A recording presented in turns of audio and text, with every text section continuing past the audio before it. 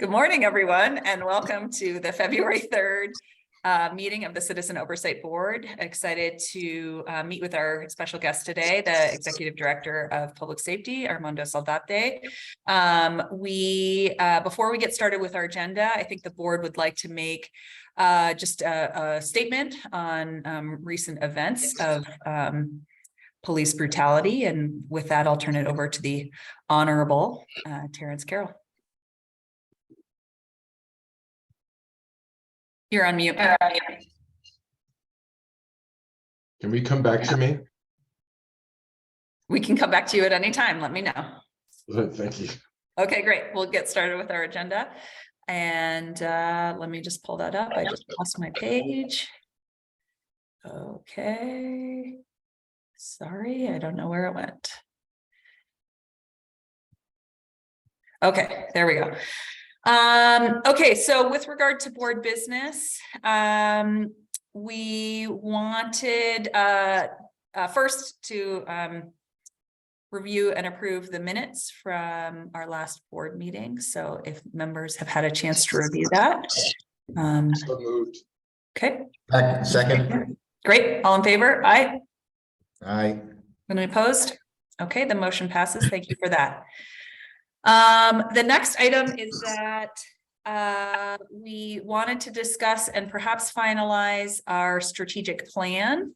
So if board members have had a chance to review that, that would be great. And we can start discussion. Perhaps, Stefan, I know you made a few small changes, and then there's one sort of substantive change I'd like to discuss with the board. So if you want to just talk through your changes there, that'd be great. Yeah, sure. Good morning, everybody. Yeah, most of my changes, as Julia just mentioned, were just to add some clarity and context to the plan. It really doesn't change the substance much at all, if at all. I think the one thing that I had a question about was, we were very much focusing on Denver. We focused on a particular incident involving an in-custody death where Denver Health had provided healthcare services to that individual, and then we had a meeting with Denver Health. We were exploring getting a potential report from Denver Health on the incident. We subsequently learned that Denver Health wasn't planning on providing us or even the sheriff's department with a report of that matter. But anyway, that's still in process. But my question was really the scope of our oversight. The way that the item had been listed in the strategic plan, it was just sort of a general overview of the Denver Health contract with the city of Denver. And I had thought that our oversight responsibility was likely simply limited to the healthcare services that Denver Health provides to incarcerated persons in the Denver jails. And so that's the change that I made. I may be under a misimpression there, but that's what I understood, that our oversight responsibility would not include, for example, Denver Health providing services to, another Denver city employee who, was not involved in the, who had not been incarcerated or otherwise involved in the law enforcement system. Things. So just a reminder to board members, Denver Health also provides EMS services to the city through, particularly related to like fire department and others. So there's scope there that certainly is within the sort of public safety umbrella, and then the interaction, in the case that the police department is interacting with Denver Health and an individual, perhaps, experiencing, a mental health emergency or, addiction, remediation or things like that. So,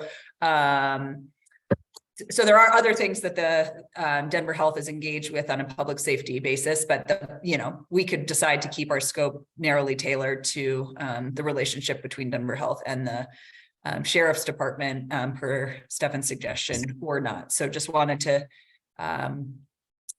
ask board members what they thought about that.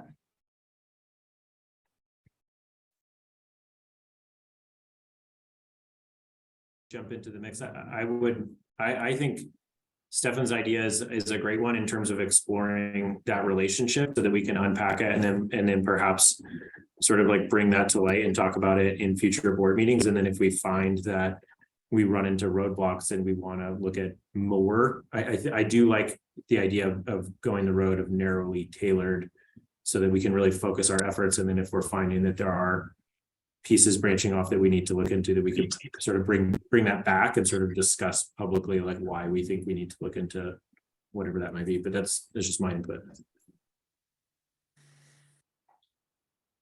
I have a question as to whether or not Greg and Liz feel like they've got an adequate relationship with Denver Health in way of accessing information that they want from Denver Health in their investigative processes.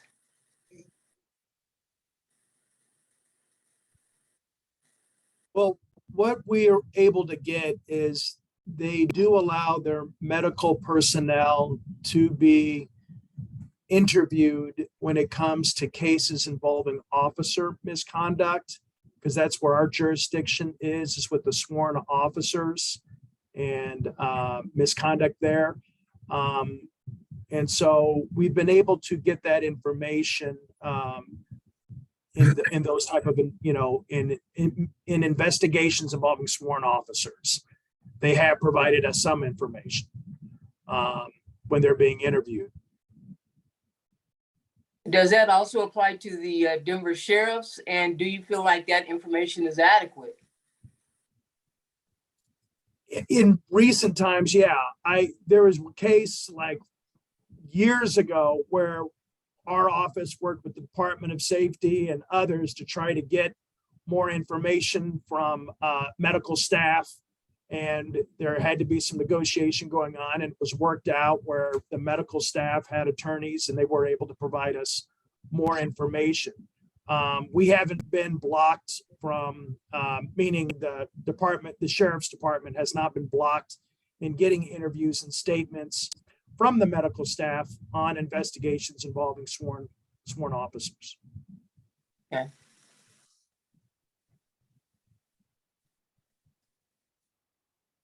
That's helpful. I guess my opinion is that I think it's okay for us to start narrow, because there's only so much work we can do, and perhaps we can make a big difference on matters in this area to start. And then as Nick suggested, if we feel like we need to expand, we can expand. Terrence, any strong feeling on that? No, I don't. I'll defer to whatever the board decides. I don't have a strong feeling either way at this point. Okay. All right, so let's accept those changes, and then should we need to expand our scope, we can always do that later. One other item I wanted to raise was a conversation I had with the monitor's office this week about inspections and the drop-in inspections area that we had suggested in our strategies. So what I didn't know was that a number of years ago, I think 5 or 6 years ago at this point, both the COB and the OIM had looked into kind of drop-in inspections, and there is some archival information that we can parse through. We haven't gotten there yet, but there may have been some work done on this area, in depth in previous years. Also, I think the monitor's office was interested about the word inspection, as it seemed very regulatory, perhaps. Clinical maybe was a word I think that was used to describe it. So, we might soften that word to be more broadly interpreted if we'd like, but just wanted to raise that to the group as well. Does the monitor's office want to say anything more about that in this public meeting, or did I represent that fairly? No, that's right. There was between, I believe, 2016 and 2018, some work done both by COB and the OIM looking into more of an inspection. inspection type of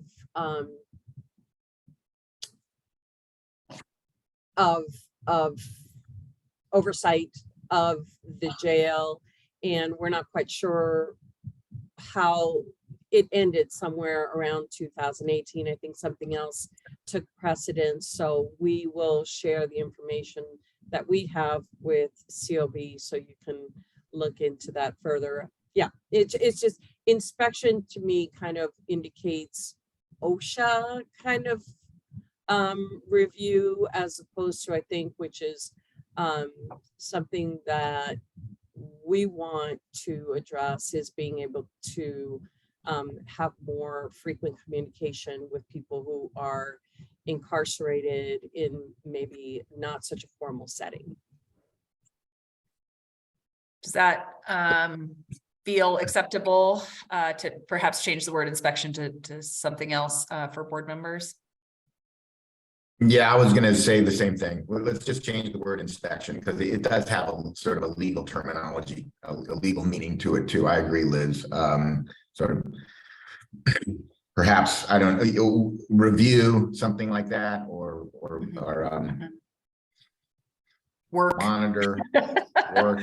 Yeah, something more Yeah, broad. something else. We can work with you on the appropriate language, offline, but yeah, I agree. Okay, great. And then, the exciting news is that someone has already done some work on this, and we can maybe just take that and run with it. So helpful. Any concerns from board members on that particular change? Okay, I'm seeing no shaking heads of no's. Okay, so that's good. If we Julia, feel like- I had one Yep, more. go ahead. I had one more thing, if that's okay. Yeah, I'm sorry, my camera's not working, so my apologies. I had raised an issue about that appendix that I didn't recall. I just, in terms of, sort of requiring all of our, sort of strategic decision making to be based on a 20 aspect criteria. And I appreciate that the Denver Streets Partnership. I mean, I like the approach that they're taking. I just didn't want to necessarily bind us to having to make decisions based on 20 plus criteria there. So I would say but I didn't have any history with that second appendix there, but I was questioning whether that really needed to be included in the strategic plan, at least at this point, and until and unless we explored that further.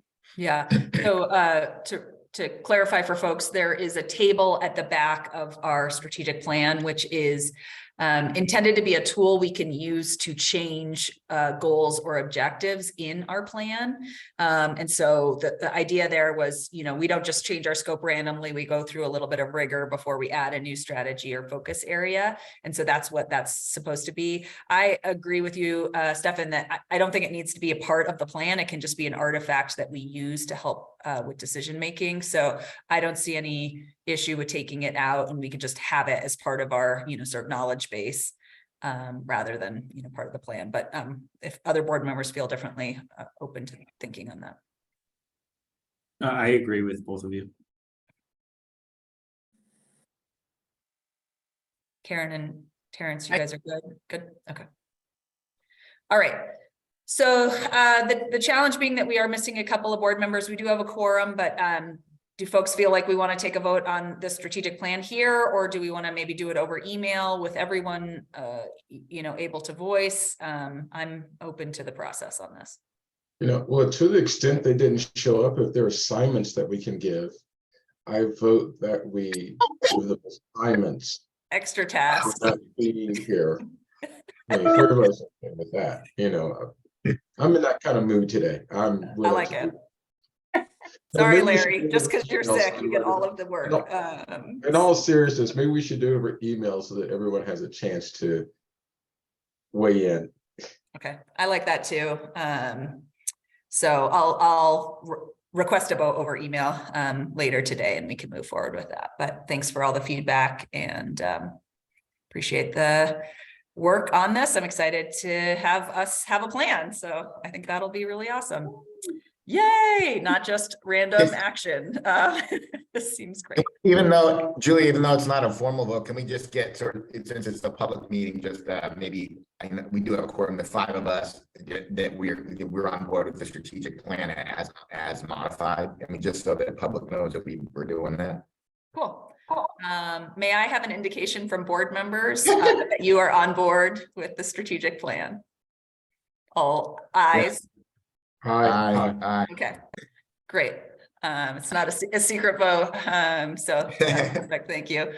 Okay, just one last item of board business, or 2 items, actually. We still have 1 vacancy. We are getting so close, but we are excited to fill the full board and encourage community members to apply. The last thing is that the monitor's office and the COB will be presenting to the City Council Safety Committee on February 8th next week. And that will be about changes to our ordinance, which hopefully make it easier for us to add new board members. It changes the compensation structure for board members to be more in line with other boards that require as much work as our board does. And clarifies a couple of things about board member service that are a little ambiguous in the language now. So we're excited about that. We'll also present a summary of our strategic plan. So it is important that we approve that so I can share it. And then should be a good discussion. I think our new monitor will meet council members in that forum as well. So anyone is welcome to attend. That's that. Okay, moving. Wait, we get compensated? No one told me that. Wait, are you being serious? No. Okay, I was like, oh, those checks are going to the wrong address. That's just one of my things where I don't know, for some reason, ever since I was a kid, I could be completely sarcastic and no one will ever know that I'm doing it because I can do it with a straight face. Well, I am my mother's son. I like that. And hopefully you are being fairly, well, not fairly, but just minimally compensated for your time. So Okay. Julia, also on that, yeah, Terrence, you do have your straight face. It's excellent. We had no idea. What was that? No, I was saying you are able to be sarcastic with a straight face. You fooled us. It was very, very well done. Thank you. But on the I just wanted to tell the board though, on the bylaw, on the changes that we're going to be making the ordinance with respect to the COB, Daniel and I have been working on bylaw changes, assuming that the city council is on board with what we're doing. Daniel and I have been working on bylaw changes that would be consistent with what we presume will be approved by the city council, and then we would be prepared to present that to the board for review and approval. That's great. Thank you. One other thing I'll say about that is I provided the draft and summary changes to all of council last week and have heard back from a few council members, and I'm not expecting any negative votes on these changes. So I think it will be broadly supported.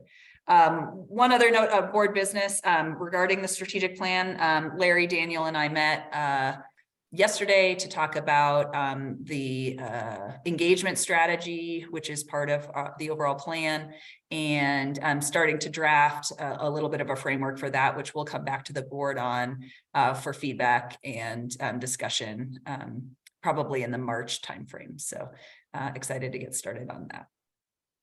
Okay, with that, thank you, Armando, for waiting so long for us to proceed through board business. With that, I will turn it over to you if you have any perhaps opening statements you'd like to make, or if you want to just dive into the questions that we asked in advance. If you wouldn't mind reading the question before you answer it, that would be helpful to community members. And welcome to our meeting today. Thank you, Chairwoman Richmond. Good morning, board, and good morning to our neighbors and community members that are on the call today.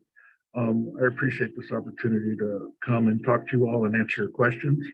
I did want to add a little bit of information to your all's discussion this morning. I was glad I was able to hear it around Denver Health and the relationship with the city and as it relates to your oversight. I think there's also a good opportunity, as some of you may know, this last operating agreement negotiations, there were some changes made with the new CEO there, Donna, me, Chief Fulton, and city leaders really coming together around some improvements that needed to be made in the system. And one of those improvements that we're all really proud of is providing a medical director for directly Department of Public Safety and the fire department specifically, and some of our other needs around medical direction, including 911, where we're having things like nurse line and other kinds of need that medical consultation and guidance. That person we are in the hiring process of, and as part of our negotiations, I am in the interview process with Chief Fulton of Denver Fire and the Chief Medical Officer of Denver Health, Dr. Connie Price. It has been really good. We've gotten some great applicants, so we're in that process. And one of the things we are talking to the candidates about is that this medical director should be expected to brief folks like you all, the Citizen Oversight Board and Council, and be available for inquiries around medical direction pertaining to our emergency medical response system and public safety apparatus. So I just wanted to provide that to you, that I think that is an opportunity also for your oversight and guidance around our emergency medical system. Also, the medical services that are done in the jail, this medical director will not have oversight of that. That is a doctor from Denver Health that leads those correctional care things. But that is still something that is under, as Greg Crittenden from the monitor's office, our senior deputy monitor, described, during misconduct investigations, the monitor's office does have access to not only sometimes the interviews of the medical personnel that were witnesses or involved, but they also have access to the medical record. So part of the investigative file are the jail medical records taken by the medical personnel. Those are not subject to public disclosure due to HIPAA, but they are disclosed to the monitor and their oversight of those investigations. So I know that it's very confusing model, and it's very confusing around access, not access. And I hope that provides some clarity to the board around some of that where you have some, I think, considerable oversight for our public safety, public health, or medical services. So I just wanted to start with that. If there any questions in regards to that before I get into the other question? Okay, great. So you all provided. Hold on just a second. I think Stefan's got his hand up. Yeah, Armando, I do have a question about, and this sort of came up. We're still a lack of clarity on our part on the Leroy Taylor situation and whether or not you all are going to get any sort of report from Denver Health on that particular incident that resulted in an in-custody death. Do you have any further information about that? Yes, sir, I do. It is part of the questions that you all provided. It's the last one on the list, but I could bump that up to the front and just answer it now if that's what you would like me to do. I see. Let's start there. Yeah, thanks. Okay, great. So, just so you all, the question that was provided to me is, can you confirm that an investigative report from Denver Health into the circumstances of Mr. Leroy Taylor's death is forthcoming? If so, have you received any updates from them as to when it might be completed? So I did some research on this. This has been a question that you all provided for me, and I believe Sheriff Higgins in the past. And just for those and community members on board that may not be familiar with the circumstances surrounding Mr. Taylor's death, he was in our custody at the downtown detention center. He had indicated health issues, and he had been taken by our deputies deputy staff to the medical ward in the on the third 3 medical, which is the 3rd floor of the Denver Sheriff downtown jail. He later died died from what was determined to be natural causes by the medical examiner. However, there was question as to the nature of the medical services provided to him, the medical response. So I wanted to give you all, and I know this is really in regards to that investigative report that I think we had expected, or folks had expected from Denver Health. So I do have a response from them that I worked to get their response in that regard. But I want to give everyone also the background on what was done from the criminal investigation and then the internal investigation at DSD. So in all inmate deaths or anyone in custody or in custody deaths, even those that there may be, someone that was severely ill that we had anticipated that they would die, those are all subject to a Denver Police Department response. Denver Police comes out, they open a death investigation. That they also then work with the Office of Medical Examiner around causes of death and that criminal investigation was closed as a non-criminal investigation due to the determination by the medical examiner that the death was from natural causes. I will give you what the OME has stated as the result of the death and what it was called, and I may not get some of the pronunciation right. So if anyone with any medical background, if you want to correct the pronunciation, please do. That Mr. Taylor died as a result of hypertensive and atherosclerotic cardiovascular disease with contributing factors of pulmonary emphysema and chronic renal failure. That also, so that was the criminal investigation side of it, and that was the summary that I had received. The other side of it is the internal investigation side, which looks into the deputy misconduct. We do not have authority over the actions of Denver Health medical personnel and the responding personnel, their physicians and nurses and medical assistants that responded, but we do obviously have oversight and over the actions of our deputies, and we're those within our policy and in that. So first of all, the investigation did determine that there was no incidences of use of force on Mr. Taylor at all, and nor was he involved in any physical contact with other inmates. And this was determined by reviewing facility video and those things. On February 9, 2022, which was the day of his death, a Denver Sheriff floor sergeant became aware of Mr. Taylor's medical condition. Deputies and inmates expressed concerns about Mr. Taylor's health. This sergeant instructed housing officers to be attentive to Mr. Taylor.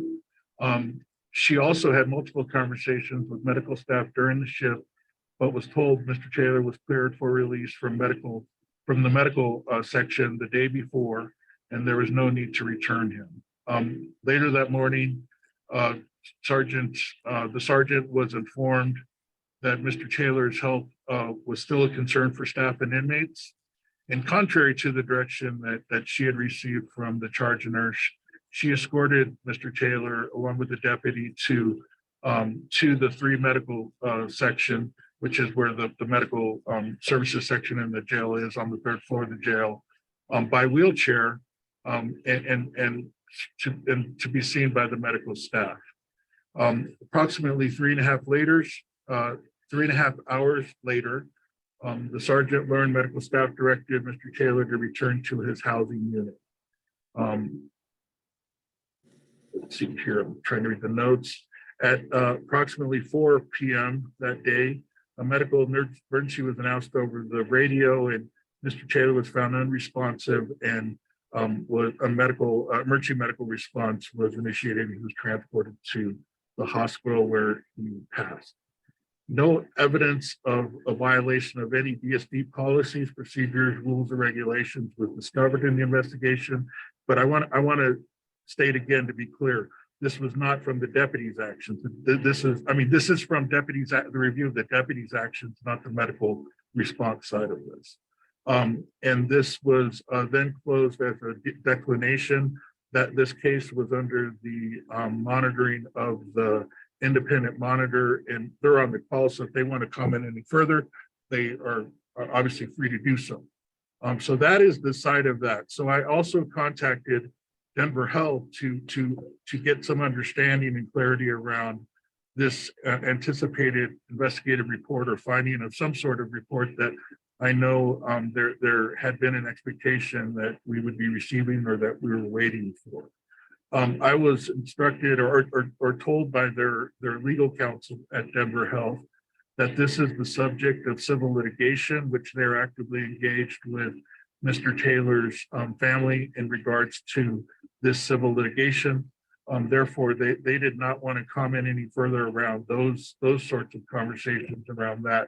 However, they did, as I described earlier, provide the medical records to the investigative review, their medical notes and stuff. So that was also in the review of the criminal investigation review and in the file in IA Pro, the internal investigation file. And that they indicated that they would not, that they relied on the finding of the medical examiner report, as well, and the determination that this death was of natural causes, and that they would not be producing a final report or some kind of finding document. So that was what I received from them. That's what I have. That's what I was able to ascertain from the time I got your question and doing some digging around this. So I'm open to any further questions in regards to this question. Thanks. I'll start, and then other board members feel free to chime in. So, maybe just a statement, which is when I think about natural causes, right, I think about maybe, somebody dying of old age in their sleep, or somebody, dying of cancer. And in this case, this individual sought medical attention for symptoms he was experiencing, and then did not receive medical attention for those symptoms, or the symptoms were ignored. And so in that case, sure, it is something that maybe he had a medical condition on, but if I, am experiencing chest pain and then, go to the doctor and say I'm having chest pain and then die of a heart attack, in their office because they didn't ask me enough questions or, give me some aspirin or something, like there's accountability there and responsibility there as well, even though it is something a person could die from, naturally. So just a statement about that, I think the board's concern was not that there were deputies, abusing this inmate or, intentionally creating harm, but that there was a gap in the attention that this person received for symptoms he was trying to communicate to medical providers. And for that, right, that really matters. Maybe he didn't have to die of natural causes because he was getting appropriate medical attention. So that's just sort of the first thing. I think the second thing, and really at the root of the board's concern is, we're a year out. I think the anniversary of Mr. Taylor's death is next week. And, there's never really been a report indicating accountability or problem solving that's been issued to the public on this, right? So the, sheriff's report is sort of like, we didn't hurt him and it wasn't our fault. And then, there wasn't really anything coming from Denver Health, but there's a systems issue here, which is somebody died and there's no process improvement around that, right? We don't have an indication that says the next time somebody is experiencing symptoms that, don't seem to be getting attention, here's what we're going to do about it. So, that's my concern, is that, a person died who maybe didn't have to die. And, we don't have any indication that something is going to change as a result of what we've learned from that experience. Yeah. Thank you. That all great points. And I think what makes this drawn out and longer is the civil litigation process that's going on. And that determination of fault and all those things fall in there. However, from our perspective, and that's why I provided what I have under my control and my perspective, we did what we are empowered to do with, looking at the actions of our deputies. And from them making them aware, we physically had, despite being told that he did not need to be seen, we physically took them down to get seen and did that. You know, we none of our folks beyond basic, you know, first aid cannot provide medical care, particularly when we have medical care providers there. So so we did look in depth at those, were rounds being, all those things that are subject to that. Also, initially, we were also alarmed by what appeared to us as a lack of attention from the medical, our medical services that we contract with the city, right? And so we did take action. We immediately removed that charge nurse from access to the jail. We can't hire or fire her, but we could not let her in our jail. And that's exactly what we did immediately. And so we did take those courses of action. Like I said, the medical review, the medical, you know, decision-making is not in my purview. However, we did ask, and we are asking tough questions, and I know they're definitely being asked and hopefully answered through the litigation process. I for you also am hopeful that we can see, and I can work with Denver Health's leaders around what is the outcome in, if there are lessons learned, and I'm sure there should be lessons learned around these types of responses to make sure they don't happen again. Because at the crux of it, that's it. This shouldn't have happened. And then we got to make sure that it doesn't happen again. And so I can definitely make sure that we can get that. And obviously, if we can get, if we want to bring in Denver Health to answer those questions, I don't know, you know, and you know, a lot of times during a legal process, you know, their willingness to want to come in and talk about that, maybe waiting till after that. But I am definitely looking to get those answers as well. Thank you. As stated earlier in the meeting, it's certainly part of our strategic plan. So we'll be following up with you as well. Karen, I see you're off mute. Did you want to ask a question? I did. You mentioned that the charge nurse on duty at the time their case was removed. Was that person replaced?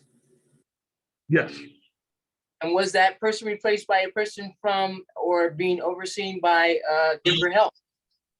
Yes, it's their service, it's their nurse, and their hire person. Yeah. So was there any communication on your part or discussion regarding the expectations that you had and wanted to be sure that that person would respond in a different fashion than the charge nurse that was removed? Yeah, obviously from our contractor obligation, our expectation is that they perform their duties like they're trained and asked to do within our jail. So yes. So what changes did you request her in the either policy or procedure that the charge nurse would use in the circumstances relative to this one? Right. So we did not recommend any specific changes. What we said was that we were alarmed by, you know, what appeared for us to be a lack of response, and therefore we moved the action of doing it. She was replaced. You know, I don't know the medical side of this, of what she was supposed to do, right? I don't know, I can't, you know, dictate from a medical side that she was supposed to take step 1, 2, or 3, or call the doctor. That is, I don't have that expertise. That's not within my scope of things. We have a very good relationship with the medical directors of and the CEO of Denver Health, and we raised our concerns to them, and I'm sure that they are doing their due diligence around making sure this doesn't happen again and whatever process changes. And like I just told the chairperson, I definitely want to make sure that we are able to communicate that. That what were the lessons learned out on this thing, because that is really from them to talk about, from their medical side of the house and what their medical review is about. But they didn't share with you what kind of changes would occur, that were expectations with the charge nurse being replaced? No, ma'am.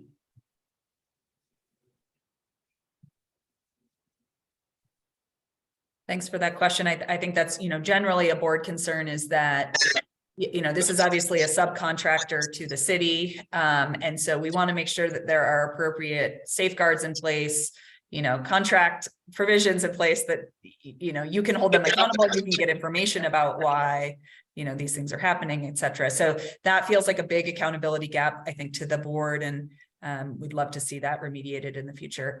Terrence, I see your hand is up.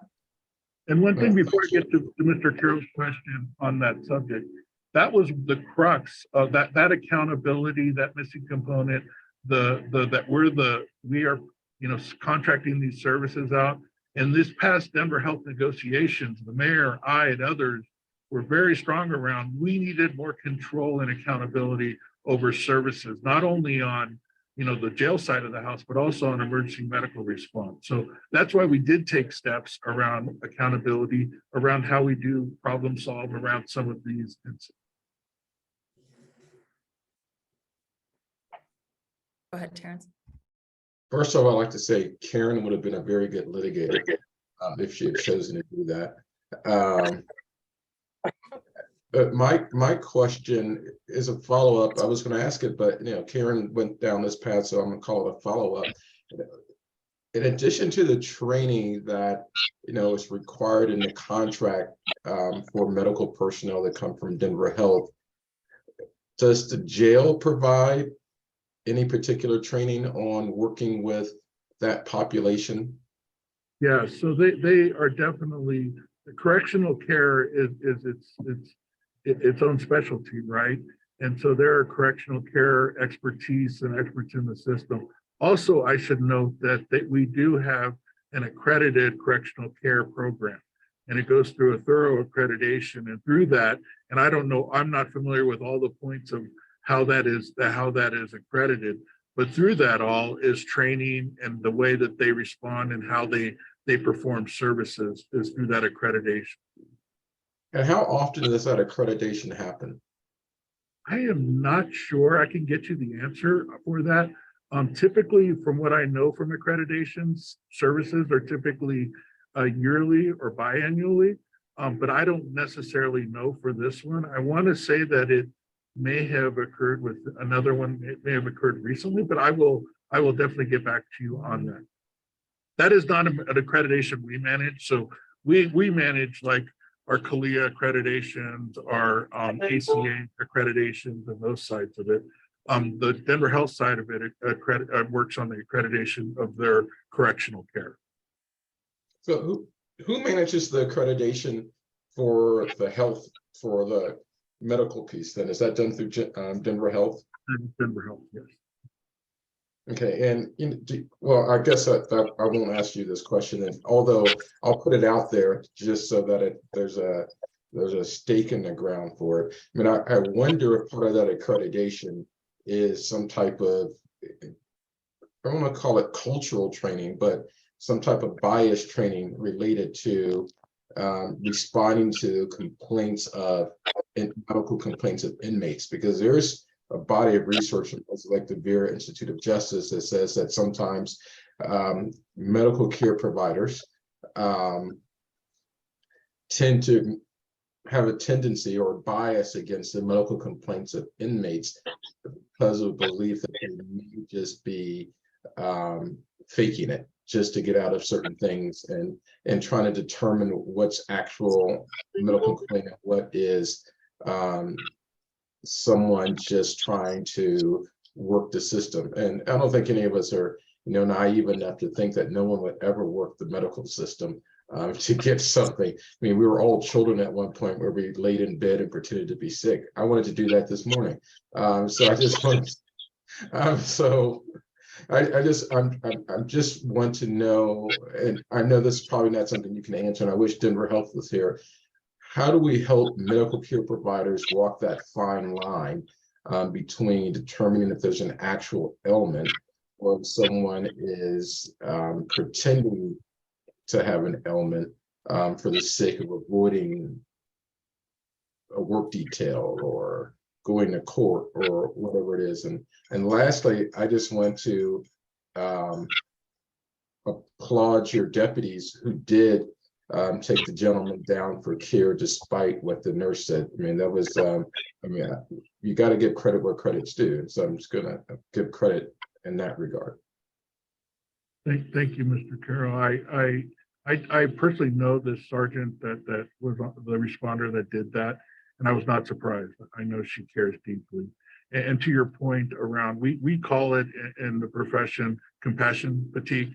It is something we train around, that phenomena you just talked about. And so that is, I do hope that is something that, and this gives me a chance to learn more about what is part of their accreditation and are those types of factors. Well, thank you. Thank you. Thank you. Terrence, you just got my brain spinning on a body of research related to Black women's pain and then women's pain in general. So we could go down all sorts of roads related to people being listened to when they need medical attention. So with that, I know we have a bunch of questions about the AIDS Center and our recent visit to the Diversion Center. But I wanted to actually interject a set of questions, recognizing that we're running short of time. Related to, I'll say broken windows policing as the entry, but also units like the Scorpion unit or the Red Dog unit that we have recently, gotten more information on in Tennessee and in Atlanta.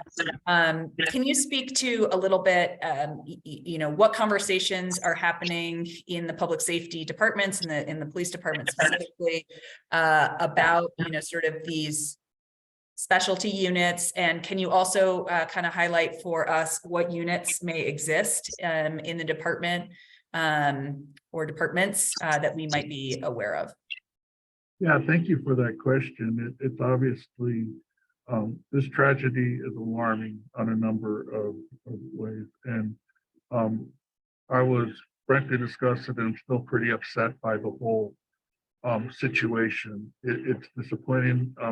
Folks in our profession are disgusted. I'm glad Chief Thomas came out and talked about it the way he did. And so we have had lots of conversations and in the Department of Safety with our public safety leaders around this. What I am, to say that is there a Scorpion-like unit in our police department, we do not have that.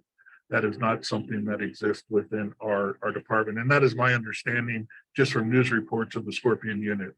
I don't know anything detailed about that, but I've been in policing for 30 years. I have a very good familiarity around those types of specialty proactive policing units. I know the history. I know the history based in broken windows theories of policing. I know and I've talked about in the past, the saturation patrols and hotspots and things. But what is differentiated between Denver Police's response in these regards is something to be proud of as a city. Our response to what we call police network investigations, hotspots, violent crime hotspots, has not been saturation patrols and arrest anyone that jaywalks or those types of things, right? It has been a very methodical effort that is also very much community led. And it's an understanding that you cannot go there and enforce your way out of these violent crime problems or other problems. We've looked at environmental factors. We've made investment around environmental design things, lighting them, those things, cleaning up areas, doing those types of things, trying to make traffic patterns and traffic engineering improvements around some of these unsafe areas. We've worked with business owners and those types of things around regulation around keeping their areas clean and doing those things. And we've worked with community and really trying to make that response community-based and more preventative as opposed to an enforcement angle. So there's no Scorpion unit in DPD that exists to saturate these areas and arrest and go after those things. We are very much in this, through public safety, through a public health lens, looking at things through the social determinants of health and looking at all the ways that we can impact safety, community safety, not just with enforcement-based policing. So those do not exist here. They are not something that happens. Even, I will give you an example. We have had what we call the downtown action. There was a lot of concerns of crime, open drug use around a number of things. And in every kind of response, and there is some enforcement response because there is crime going on there. There is violent crime. There have been shootings. I'm not going to send STAR to a subject with a gun. And sometimes folks need to get arrested, their guns need to be taken, and they need to go to jail and answer for their actions in violent crime. However, the majority of the response out there has been outreach, and it continues to be outreach. It continues to be outreach and trying to meet the needs through service connections, getting folks into services. And then understanding the why people may be reluctant to enter into services, also understanding the science of addiction and why, it's very hard in folks in a fentanyl, with substance use disorder and maybe even co-occurring mental health conditions, why it's hard. So we're always trying to tailor and improve our responses in those ways. And the best way I can talk about it, instead of, me trying to promote and lead through more enforcement-based models, we just showed you what we've been investing in, and that's the AIDS Center, a diversion-based center, where we have social services and connections to community supports networks for around addiction and mental health, because we understand that's going to impact crime, and that's going to impact them better than any sorts of saturation patrols will ever do.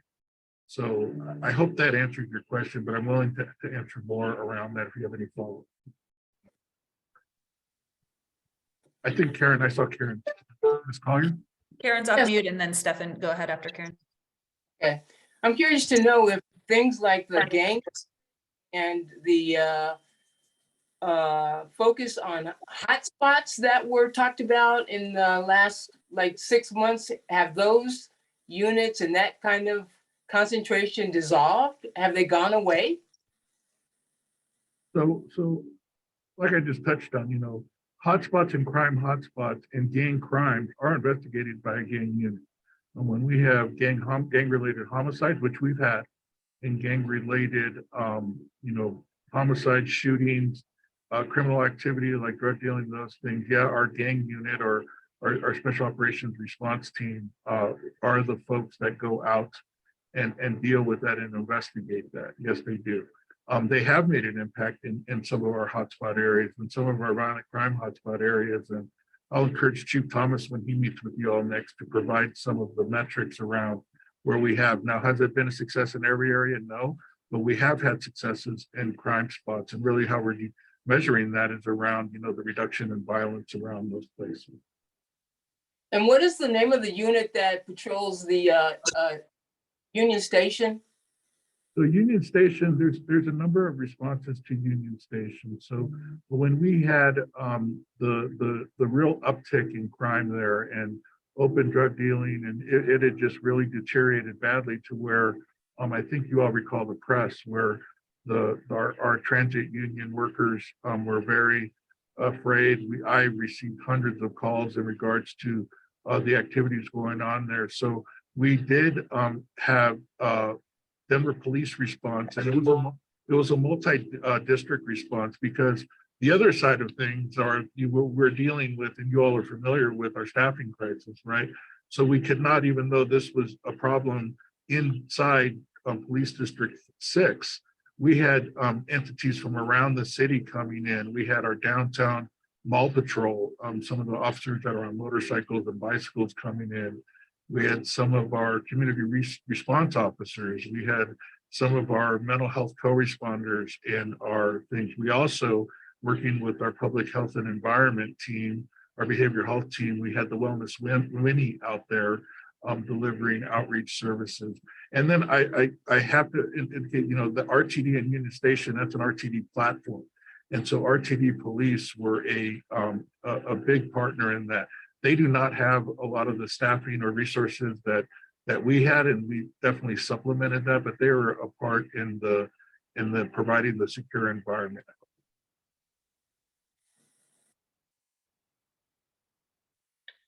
So is it safe to say that unless and until we have a situation where there is a inappropriate use of force with these police patrols will continue? I'm sorry, you broke up a little at the end. What that our patrols are gonna, I didn't understand the question. I'm sorry. I was asking, is it the case that the kind of patrol units that you have just talked about that exist throughout the city, based on the reports of crime that they will continue until and unless there are violations in the use of force policies and there are complaints as a result? Well, I disagree kind of with the basis of that. Like I said, we do not have any units that are Scorpion-like. The units that have responded to Union Station in these hotspots are very purpose. They are not just enforcement based. I mentioned co-responder. That's a clinician that rides with our police officers. I mentioned our community response officers that go out there and really help in the environmental design parts of it. And in fact, for Union Station, as an example, we are making a lot of environmental design improvements around that we think will enhance security by not having police and police presence and enforcement. And we are also investing in that through ARPA dollars. I signed the contract to provide ARPA dollars to invest in that, not investing in more saturation patrols or zero tolerance patrols. But then also we did have to have enforcement mechanisms out there because we had serious crime going there. We had open drug use, we had shooting, we had assaults. And so that does necessitate officers doing enforcement activities. And that was some of the response, but it wasn't the only response.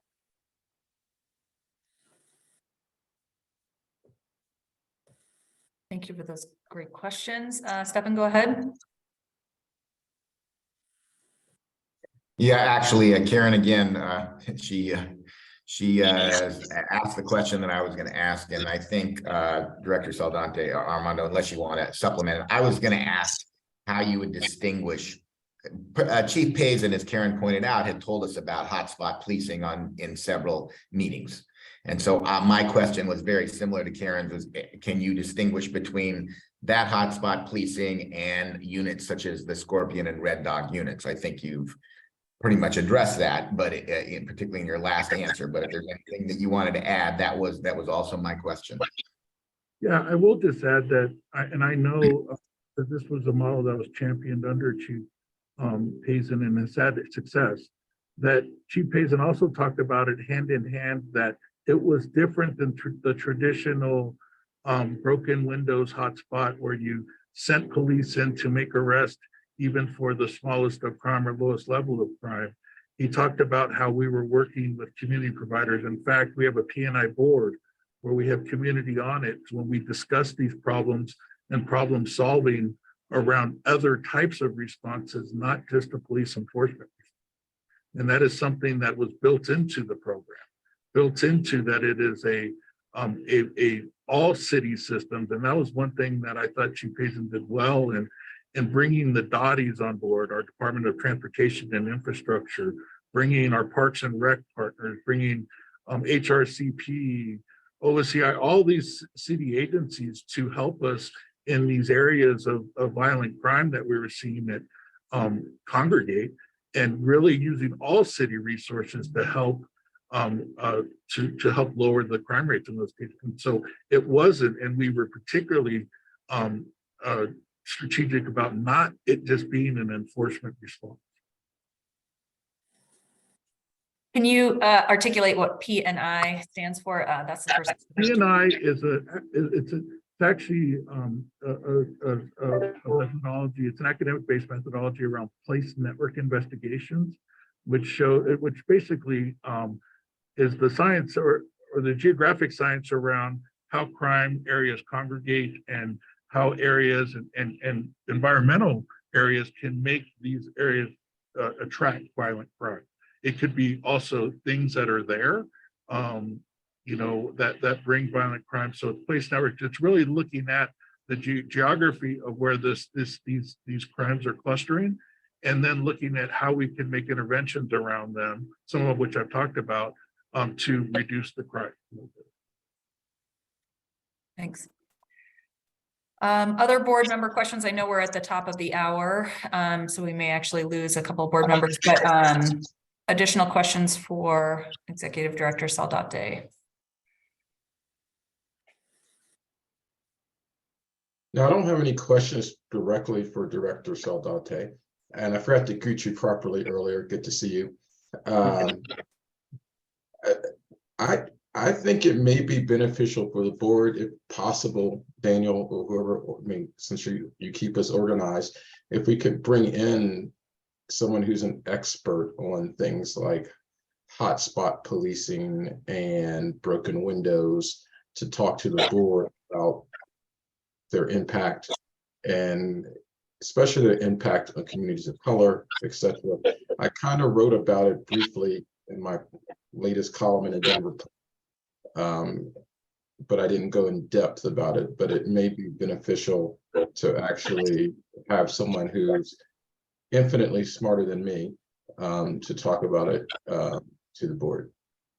Well, so thank you. I think that's a great idea as well. And in fact, we have that person who's actually a national expert in that, on contract with the city. She's an academic. Her name is Dr. Tamara Harold.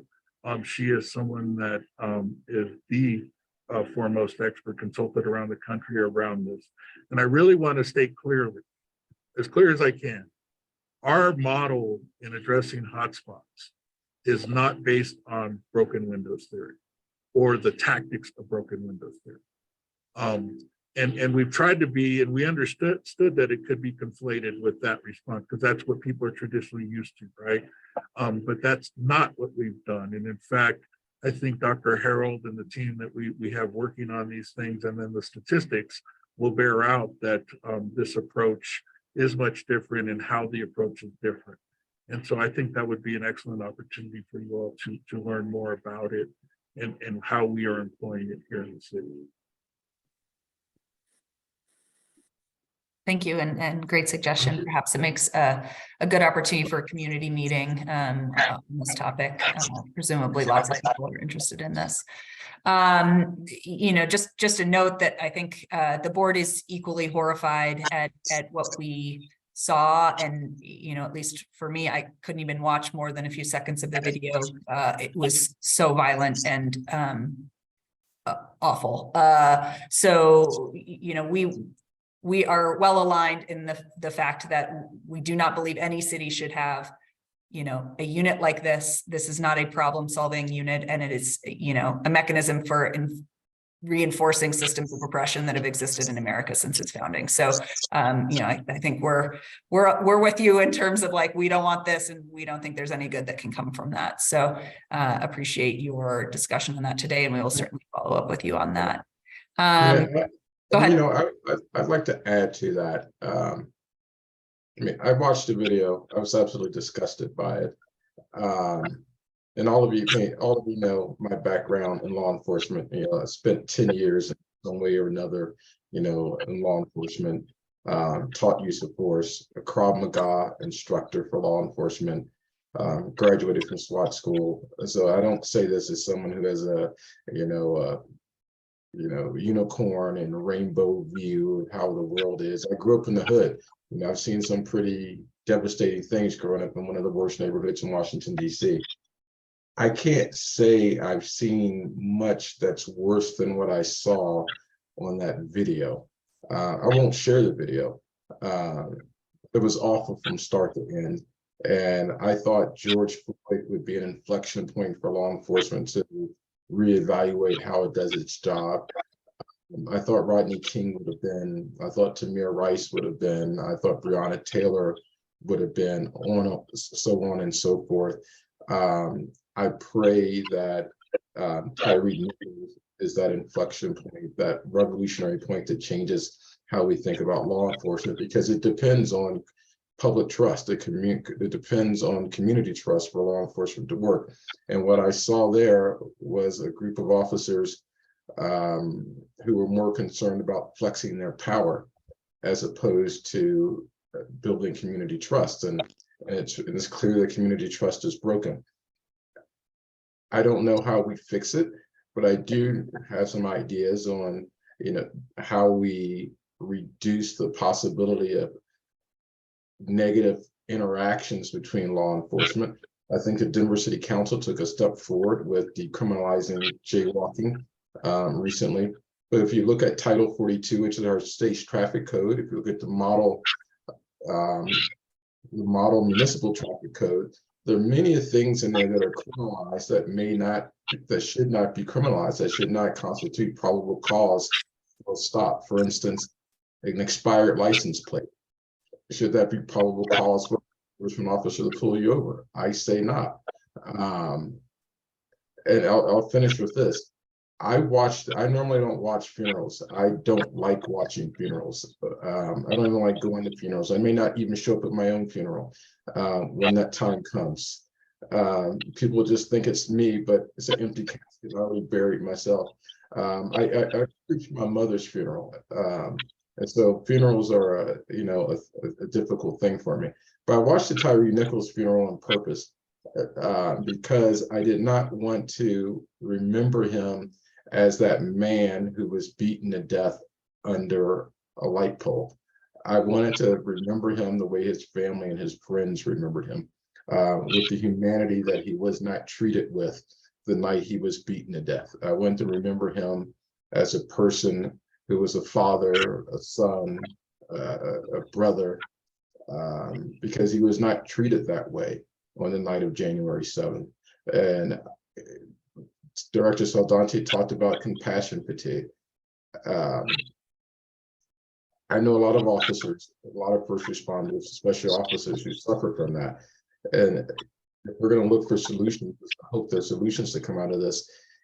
How do we, account for that? How do we care for our officers in a way that eliminates that? Perhaps it's a sabbatical after a certain time, or regular fitness for duty type of things. I mean, at my law firm where I was a partner, after 6 years as a partner, you were required to take a 6-month sabbatical. It took away your email. If lawyers have to go on a sabbatical after a certain period of time, maybe that's something we'll look at for law enforcement officers, a sabbatical after a certain period of time, so that you're not constantly in a war zone. We do that with our war fighters. They're not constantly on the front lines. They're brought back for rest and restoration at some point, because you can't see the things people see without it impacting you in some major ways. So that's all I have to say about this. And I think, the COB is going to come up with its own written statement. That's as soon as I maybe get around to writing it this weekend on this. So that's all I had to say. I didn't want to say too much because it's still a raw nerve for me. But thank you for whoever listened. We're all listening. Thank you for your comments on that. Transitioning to next agenda item, does the monitor's office have anything you would like to discuss in this public forum, or do you have ongoing investigations you would like to discuss in an executive session? I think we're okay. Thank you.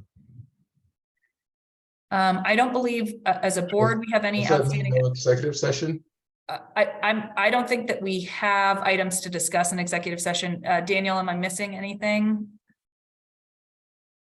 So if we wanted, just in regards to the annual report process, if we wanted to discuss sort of programmatic sides of OIM, the board's assessment of the OIM's effectiveness, we could do that in open session. If we have specific sort of performance related things, either performance plan for the new monitor or specific performance discussion to have, that would be exempt from the open meetings rules. So that would we could have that in executive session. Do you have something for us to react to, or are you hoping for just a brainstorm on that topic? Probably more of a brainstorm at this point, given just board's limited board time that we have before the annual report is due. Okay.